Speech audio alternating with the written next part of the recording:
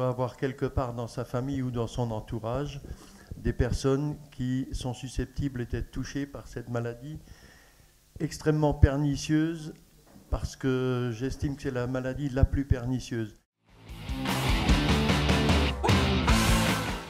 L'histoire du Lyme, c'est en fait un combat de l'industrie pharmaceutique, peut-être en dessous, qui tire les ficelles. Et ça, il faut le savoir, sinon on ne comprend absolument rien.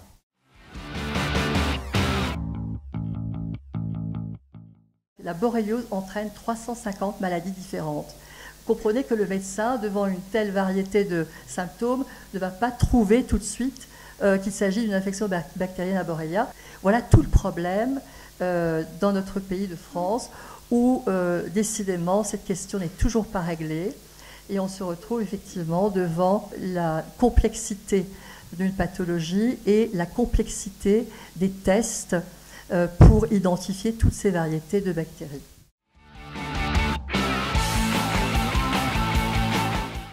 « 80% de la population européenne est infectée actuellement. Disons, a été en contact. Ça ne veut pas dire que tout le monde présente des symptômes de la maladie.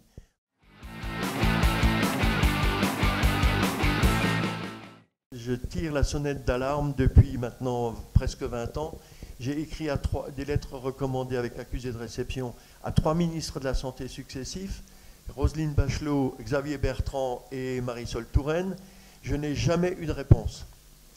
Donc ça veut dire que le sujet ne les intéresse pas des masses, alors que c'est quand même un sujet grave de santé publique.